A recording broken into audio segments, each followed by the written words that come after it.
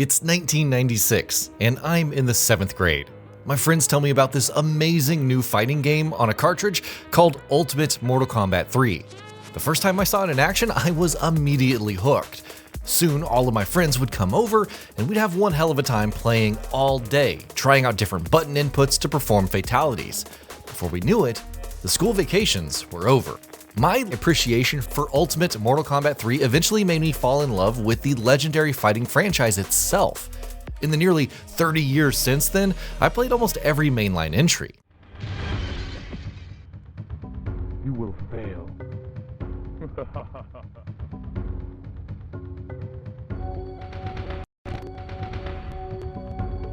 And while I still lament what they did with Mortal Kombat 1 and the current state of the series, nothing quite raises the excitement like someone screaming, "Mortal Kombat!" In that sense, seeing Mortal Kombat Legacy Collection release in 2025 with the games that I grew up loving was a nostalgic rush.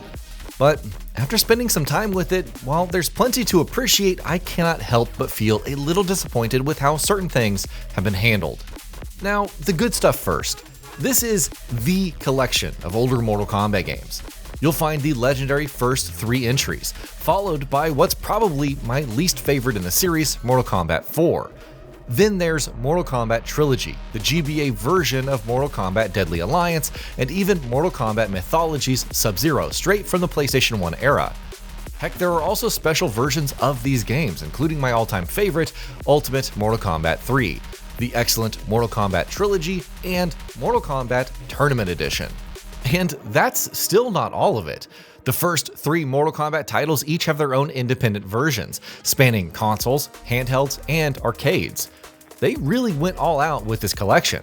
There's also a crypt mode packed with commentary on the series, timelines of key events, cool artwork, and behind-the-scenes videos that every longtime fan should check out.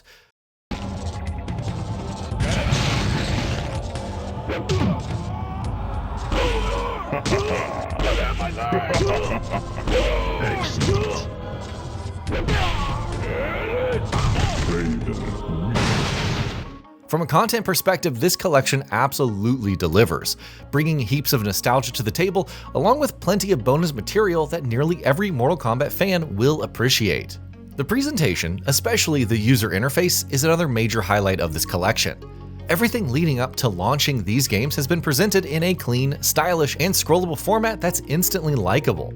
You can filter games by arcade, console, or handheld versions, allowing you to jump right into the exact version that you want. It's one of the coolest menu designs I've seen in a game this year, focusing heavily on speed and accessibility, something fans are sure to appreciate.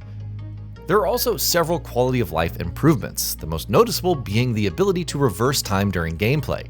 It fits nicely with the time-related themes that some of the more recent entries explore in their stories, while also adding a great layer of accessibility for newcomers to practice and refine their skills. And speaking of practice, you can now train specifically for fatalities, a really cool touch for fans like me who played these games decades ago. You can also enable or disable on-screen move lists and adjust difficulty settings, a welcome feature given how unbalanced some of these older titles can feel, a product of their time, so not necessarily a flaw of the exact game. On top of that, there are visual options that let you tweak screen filters. Weirdly, you can only change it for individual games, and adjust the display width, giving players even more control over how they want their nostalgic experience to look and to feel. On the performance front, I played the collection on my PlayStation 5 Pro, and as expected from such old titles, I did not face any performance issues whatsoever. But the volume on some of these games is too low, not to mention there are some missing sound effects here and there.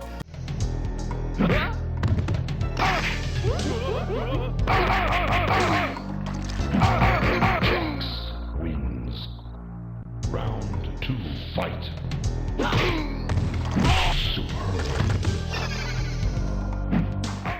The original trilogy still plays the best, truly legendary in my opinion, and remains absolutely worth your time.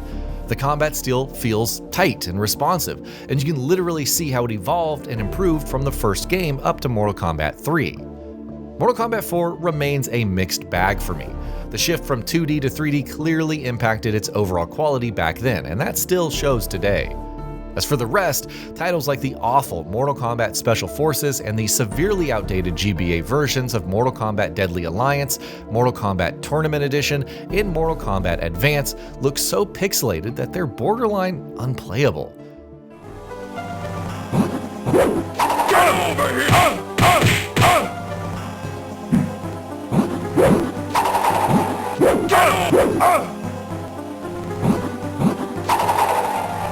Scorpion wins. It's not necessarily a bad thing. These are, after all, direct ports of their original releases, but I doubt many players will spend much time with them. I'm also a bit confused by some of the choices that were made here. If the handheld version of Deadly Alliance was included, why not the console version as well? It feels like a strange and noticeable omission. I also think having multiple versions of the same game could end up confusing some new players. Now, don't get me wrong, this is absolutely fantastic for game preservation, but a simple recommendation filter like highlighting which version is best to play could have gone a long way in making these options stand out better. Of course, this is just subjective, but from a new player's perspective, it could have helped avoid some unnecessary confusion. I also want to point out one very noticeable issue with this collection: the input lag, both for offline and online play. You're forced to adapt your playstyle around it, which can be frustrating for some players. I no longer have my old consoles to test and confirm whether this was an issue in the original versions, but regardless, it's 2025 and this should have been addressed. I'm not sure how fixable this is or whether it's by design, but it feels off-putting and by modern fighting game standards, pretty unacceptable. There's also a quick play mode for online matches, but I found it to be pretty bare bones because, well, it just is. Matchmaking works on a per-game basis, so good luck finding matches consistently when there are so many titles to choose from. Since it's tied to specific games, wait times can get quite long for certain players. There are currently no lobbies or group play options either, though those features are said to be coming later. If implemented properly, there's potential for a decent community to form around this mode, but for now, we'll just have to wait and see how that pans out.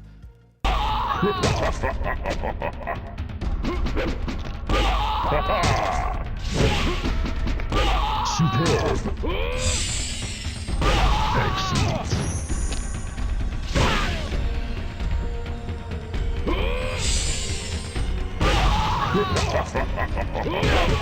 I also feel that some degree of visual enhancement could have been implemented. To be clear, this isn't a remaster or a remake, nor was it ever marketed as one. These are straight ports. Still, a modest level of visual improvement to character models or environments, well, it would have gone a long way. Purists might not agree, but I genuinely believe there was some room for visual touch-ups, especially in the first 4 games of the series. It feels like a missed opportunity, though who knows, maybe they're saving that for a separate remaster or a remake that's coming down the line. To wrap up, I'm divided on Mortal Kombat Legacy Collection. As a longtime fan, it's genuinely great to experience these classics again on modern hardware and displays, complete with some thoughtful quality of life additions and some nostalgic extras. But for players who have spent the last decade exploring fighting games, I'm not sure that this collection offers much value. The input lag issues and limited matchmaking options certainly do not help either. In the end, Legacy Collection feels like a collector's item, something to proudly preserve in your vault rather than a title that you'll revisit often. For Mortal Kombat fans, it is a worthy trip down memory lane. For everyone else, there are far better fighting game options available today. And that'll be about it for this one. If you guys like what we're doing at GamingBolt, please consider subscribing to our channel, and I'll see you guys on the next video.